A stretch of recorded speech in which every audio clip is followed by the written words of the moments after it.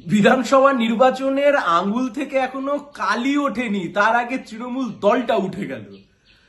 প্রথম উপনির্বাচন, ক্ষমতা থেকে যাওয়ার পরে প্রথম নির্বাচন, পুনর্নির্বাচন। সেই পুনর্নির্বাচনে তৃণমূল কংগ্রেস অতীত, তৃণমূল কংগ্রেস লাটে উঠে গেল। দেওয়াল লিখন স্পষ্ট, দেওয়াল লিখন পরিষ্কার। পশ্চিমবাংলার নতুন বাইনারি, সেই বাইনারি হচ্ছে প্রধান বিরোধী দল, প্রধান বিরোধী শক্তি, রাস্তার প্রধান বিরোধী শক্তি। একজন এমএলএ নিয়ে রাস্তার প্রধান বিরোধী শক্তি, বাংলার রাজনীতির প্রধান বিরোধী শক্তি আমরা, লাল ঝান্ডা, সিপিআইএম, বামপন্থীরা।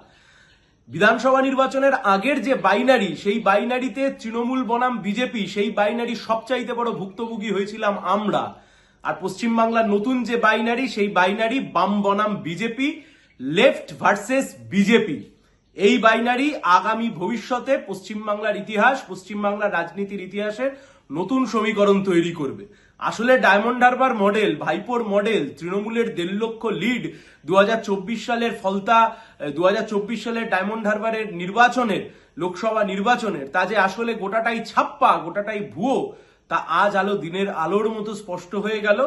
বামপন্থীদের এই উত্থান, বামপন্থীদের বিরোধী শক্তি হিসেবে এই উত্থান আসলে রাজ্য রাজনীতিতে নতুন প্রেক্ষাপট তৈরি করলো। মানুষ নতুনভাবে পশ্চিমবাংলাকে এগিয়ে নিয়ে যাওয়ার জন্য বিরোধী রাজনৈতিক স্পেসে বামপন্থীদেরকেই চেয়েছেন। এই লড়াই, বিধানসভায় একজন বিধায়ক, তার সাথে আইএসএফ এর আরো একজন বিধায়ক, তাকে নিয়ে বাংলার মানুষকে সাথে নিয়ে রাস্তায় বিজেপির বিরুদ্ধে এই লড়াই, সেই লড়াই আমরা বামপন্থীরা লড়বো।